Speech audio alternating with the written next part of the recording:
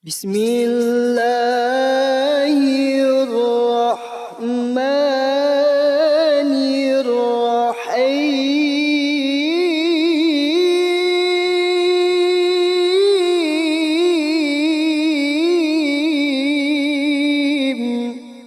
Baca salah satu doa. Mungkin Bapak Ibu jamaah sekalian pasti hafal. Doa tidur dan doa bangun tidur. Doa tidur Bismikallahumma amutu wa ahya. Ada banyak berbagai macam riwayat, tapi singkatannya Bismikallahumma amutu wa ahya. Kemudian doa bangun tidur Alhamdulillah alladzi ahyana ba'da ma amatana wa ilaihin nusyur. Yang membuat saya penasaran, kenapa di judul doa namanya doa bangun tidur, doa tidur, tapi di dalam doa tidak ada istilah bangun tidur. Justru yang ada hidup dan mati. Membuat saya berfikir, apa maksudnya Bismikallahumma? Seharusnya Bismikallahumma tidur dan bangun. Alhamdulillah yang telah membangunkan sesudah tidur. Kenapa ada hidup dan mati? Ingin saya mencari tahu, sambil saya menemukan sebuah hadis yang sahih. Alhamdulillahilladzi radda ilayya ruhi wa afani fi jasadi wa adhina li bi dhikri. Ini menjadi doa yang kedua, doa bangun tidur. Ketika saya baca, Alhamdulillah yang telah kembalikan ruhku. Berarti ruh kita di mana saat tidur? Wa afiat di jasadku. Dan diizinkan untuk bisa mengingat Allah subhanahu wa ta'ala. Membuat saya tambah penasaran. Kenapa di saat tidur Allah sebutkan kata hidup dan mati, bukan kata bangun dan tidur.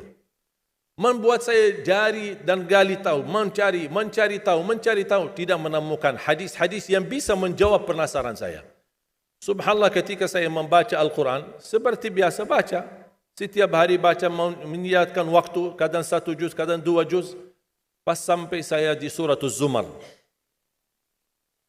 Surah 39 ayat 42. Allahu yatawaffal anfusa hina mautiha, wallati lam tamut fi manamiha. Fayumsiku allati qada alaiha al-maut. ويرسل الأخرى إلى أجل مسمى إن في ذلك لآيات لقوم يتفكرون. Saya langsung sujud syukur. Saya berkata, itulah jawabannya. Allahu yatawaffal anfusa. 2 kali Allah memegang nyawa kita. 1 saat kita meninggal dunia. 2 saat kita tidur belum meninggal dunia. Allahu yatawaffal anfusa hina mautiha, ketika tidur mati, sudah meninggal dunia. Nyawa kita dimegang oleh Allah SWT. Allahu yatawaffal anfusa hina mautiha, wallati lam tamut fi manamiha, dan Allah memegang nyawa seorang ketika dia tidur tapi belum mati. Kalau soal sudah dimegang nyawanya ketika mati sudah selesai. Tapi Allah jelaskan lebih detail lagi. Persoalan megang nyawa seorang ketika tidur belum mati. Fayumsiku allati qada 'alaiha al-maut. Allah Subhanahu wa taala menahan nyawa yang sudah ditetapkan oleh Allah kematiannya. Makanya ada orang ketika bangunnya subuh sudah meninggal dunia. Ternyata dia termasuk fayumsiku allati qada 'alaiha al-maut. Wa yursilul ukhra, tahap yang kedua, wa yursilul ukhra ila ajalin musamma, yang belum ditetapkan kematian, Allah kembalikan nyawanya untuk di waktu yang ditentukan dan ditetapkan oleh Allah Subhanahu wa taala. Itu beristiwa setiap malam Bapak Ibu. Dimegang nyawa kita dan dilepas. Bisa jadi ketika dimegang dipertahankan, tidak dilepas. Ini beristiwa menghadapi proses kematian setiap malam ketika tidur. Inna fi dzalika laayatil liqaumin yatafakkarun. Mana orang yang berfikir, itu tanda kebesaran Allah bagi kaum yang berfikir. Ketika saya baca buku-buku doa, ternyata saya menemukan doa yang hampir sama mentakwilkan ayat ini, tapi menjadi bentuk sebuah doa yang cukup panjang, tapi sangat indah. Apalagi kalau bisa kita menikmati dan menghayati isinya. Menjadi salah satu doa tidur. Tadi doa tidur ada 1 kan? Bismikallahumma amutu wa ahya. Doa bangun tidur ada 2. Alhamdulillahilladzi ahyana ba'da ma amatana wa ilaihin nusyur. Itu umum. Ada 1 lagi, Alhamdulillahilladzi radda ilayya ruhi wa afani fi jasadi wa adhina li bi dhikri. Terus saya menemukan doa, ternyata doa tidur ada 2. Selain Bismikallahumma amutu wa ahya, ada Bismika Rabbi wada'tu jambi. Dengan namamu ya Allah aku berbaring. wa bika arfa'hu, dengan namamu aku angkat.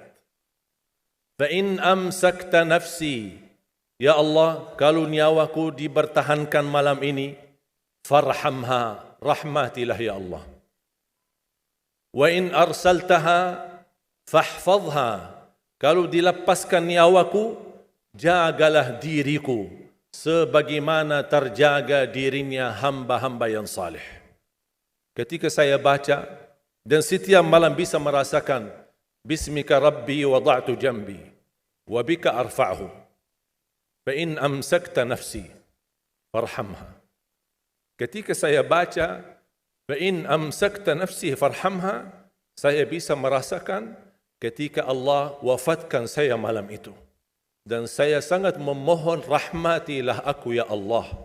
Ketika saya sendirian saat dimandikan, saat saya sendirian saat saya dikuburkan, saya sendirian saat disalati, saya sendirian saat dihisab, saya sendirian saat menghadapi munkar nakir, saya sendirian saat mereka mengucapkan man rabbuka, ma dinuka, man nabiyuka. Kalau bukan rahmatmu ya Allah, saya tidak akan bisa apa-apa. Saya tidak bisa nyaman, saya tidak bisa selamat, saya tidak bisa bahagia. Bagaimana kuburan yang sempit dan gelap bisa menjadi kun fayakun raudatum min riyadil jannah, taman dari taman surga. Bahkan Allah tunjukkan posisi kita di surga. Makanya seorang hamba yang bisa melihat posisinya di surga, dia berteriak, ya Allah, aqimis sa'ah, segerakanlah datangnya hari kiamat. Sebaliknya orang-orang yang na'udzubillah, ketika disempitkan kuburannya, bertambah gelap, bertambah hitam, belum lagi turun azab, ditunjukkan posisinya di neraka di sampingnya, dan dia berteriak, ya Allah, la tuqimis sa'ah, janganlah terjadi hari kiamat. Sudah aku disiksa di sini, sudah cukup, apalagi akan disiksa nanti di hari kiamat. Makanya ketika saya baca bismika rabbi wada'tu jambi wa bika arfa'hu fa in amsakta nafsi, ya Allah, kalau memang nyawaku malam ini dipertahankan, rahmatilah ya Allah. Karena prosesnya panjang. Ketika Uthman bin Affan disebutkan surga dan neraka, tidak pernah nangis. Tapi ketika dibahas kuburan, 3 malam tidak bisa tidur. Kata beliau, al-qabru awwalu manazilil akhirah. Kuburan itu langkah awal ke akhirat. Kalau itu lulus, lancar, bahagia, selamat, insya-Allah lebihnya aman dan sambil menuju ke surga. Tapi kalau kuburannya menderita, menjadi tersiksa, menjadi pahit dan tidak bisa nyaman, tidak akan bisa nyaman lebihnya dan selanjutnya, na'udzubillah min zalik. Wa in arsaltaha, ya Allah, kalau memang kami di malam ini masih ditetapkan, masih punya umur dan dilepaskan nyawa kami, kami masih diizinkan untuk beraktivitas dan beribadah, mendekatkan diri kami kepadamu ya Allah, kita ingat, fahfadha, jagalah dirimu, karena kami takut juga mengulangi dosa. Kami takut lagi mengulangi kesalahan. Kami takut menjadi orang yang suka selalu masbuk atau ketiduran dari salat. Kami suka terlalu banyak kelemahan dan kebodohan kami. Kami tidak mau ya Allah. Jagalah diri kami sebagaimana terjaga dirinya hamba-hamba yang salih. Wallahi jamaah sekalian, saya usulkan kalau bisa hafal doa ini, karena sangat indah. Hayati maknanya, dalami isinya, agar kita tidur dan kita merasakan tergantung diri kita dengan rahmat Allah Subhanahu wa taala. Kalau memang mati malam itu, kita insya-Allah dirahmati Allah. Kalau kita masih punya umur, mudah-mudahan kita terjaga untuk bisa menjadi sebagaimana hamba-hamba yang saleh. Jamaah sekalian, kematian itu jauh lebih dekat daripada titik nafas kita setiap hari. Bahagialah seorang yang bisa sisahkan amalannya, yang bisa membuka buku amalannya walaupun dia mati, tapi terus disalurkan pahala, sedekah jariahnya tidak terputus. Sepengalaman saya, dan saya belajar, tidak pernah saya menemukan amalan sehebat untuk mendukung dan mewakaf Al-Quran. Al-Quran untuk dibelajari, Al-Quran untuk dihafal. Saya memiliki harapan yang sangat tinggi. InsyaAllah Indonesia, sepanjang apapun kegelapan, sepanjang apapun kegelapan kezaliman, sepanjang apapun kehilangan keadilan, insyaAllah akan datang satu saat terbitnya matahari adil. Dan insyaAllah Indonesia akan menjadi negara Al-Quran. Saya bisa meyakinkan gitu karena saya telah merasakan bagaimana di Turki. Turki negara sekuler yang ratusan tahun serangi Islam, ratusan tahun menabaikan Islam. Tidak boleh kumandangkan azan dalam bahasa Arab, tidak boleh ada rumah tahfiz, tidak boleh ada pesantren, tidak boleh belajar agama, tidak diberikan anak-anak kita bisa belajar dengan sendirinya Al-Quran. Semuanya dilarang dengan keras, bahkan terancam orang-orang yang melanggar aturan itu. Allah Subhanahu wa taala melahirkan seorang presiden yang bisa membaca Al-Quran. Coba buka di YouTube bacaan Erdogan bagaimana. Itu dilahirkan dari negara sekuler. Saya bisa meyakinkan insya-Allah 1 juta menghafal Al-Quran. Dan bapa ibu mudah-mudahan masih punya umur akan mendengar pengumuman besar. Imam besar salat Idul Fitri dan Idul Adha sekaligus khatib adalah Presiden Republik Indonesia penghafal Al-Quran. Itu yang saya yakini. Dan saya tidak pernah merasa lelah. Dan saya selalu berkata sama istri, kalau saya mati itu pun karena saya bersama Al-Quran. Wallahi jamaah sekalian, yang bersama Al-Quran tidak akan merugi. Berkah rizkinya, berkah umurnya, terjamin kebahagiaan. Allah Subhanahu wa taala hanya minta satu, berkenan bersama Al-Quran di dunia. Apa yang kita dapat? Apa yang akan dibalas? Akan Al-Quran temani kita di dunia, akan temani kita saat sakratul maut, akan temani kita di kuburan membela kita, akan menemani kita saat kita dibangkit oleh Allah, akan menemani kita saat hisab, akan menemani kita saat berjalan di atas sirat yang sangat tipis dan panjang, bahkan tajam jalanannya. Begitu sampai ke surga, apakah Al-Quran melepas? Tidak akan melepas. Al-Quran masih berkenan, padahal kita hanya cuma sekali berteman sama Al-Quran di dunia. Dia begitu luar biasa panjangnya bertemanan sama kita sampai ke surga. Bahkan akan temani kita masuk surga. Sebagaimana bersabda Rasulullah SAW, yuqalu liqari'il Quran, ahlul Quran di dunia yang kesibukannya baca, kesibukannya hafal, tidak membuangkan waktu sia-sia, selalu bersama Al-Quran. Allah suruh dia, bacalah dalam surgamu, naik derajatmu. Baca, naik lagi. Tambah lagi baca, naik lagi.